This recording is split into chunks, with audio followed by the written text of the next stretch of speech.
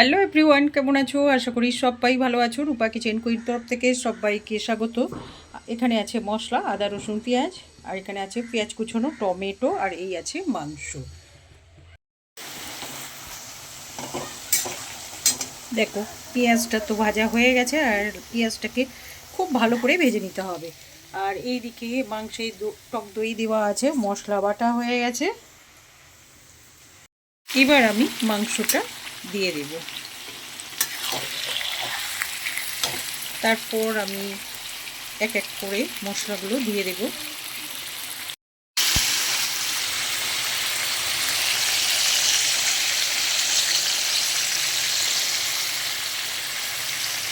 এই মশলা দিয়ে ভালো করে কষিয়ে নেব। দেখো, কষানো চলছে, তেলগুলো দেখো ফুটছে, দেখো তেলও ছাড়ছে। এখন তো কিছুক্ষণ কষাতেই হবে। আর এটা হচ্ছে খাসির মাংস, মটন। কেন মটন, খাসির মাংস, মানে এটা কষাতে বেশ অনেকক্ষণ টাইম লাগে। দেখো, তোমাদের সাথে গল্প করছি, রান্না করছি, এদিকে মশলা, মানে সবজি কাটাকাটি হচ্ছে, আর এইদিকে হচ্ছে মশলা তো রেডি করে নিয়েছি, আবার কষানোও চলছে। এইবার হবে, দেখো বেশ গন্ধ বেরোচ্ছে। দেখো, মাংস মাংস তো কষানো চলছে, আর মাংসটা দিয়ে তেল ছাড়ছে। আর আমি রান্না করি বাদাম তেল। দেখো, আমি এই তেলটা দিয়েই রান্না করি।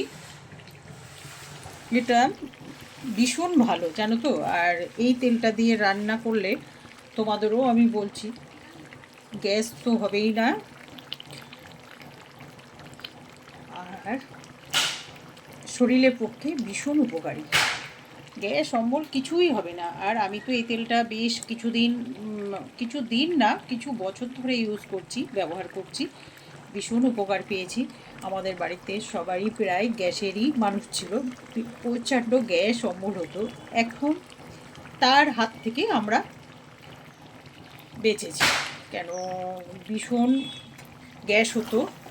আর জানো তো, আর মানে শরীরে লিভার আবার এগুলোতে খুব ডিস্টার্ব হতো। লিভার না টানতে পারলে কী করবে? যার জন্যে রাতের ঘুমও বন্ধ হয়ে যেত। তোমরা এই তেলটা ব্যবহার করো, যাতে তোমরা ঘুমাতে পারো ভালো, আর গ্যাস অম্বল হবে না। আর গ্যাস অম্বল হলে তো মানুষ ঘুমাতে পারে না, আর অনেক বড় বড় রোগ এসে যায়। যার জন্য তোমাদের বেশি বেশি করে বলছি, এই তেলটা ব্যবহার করো।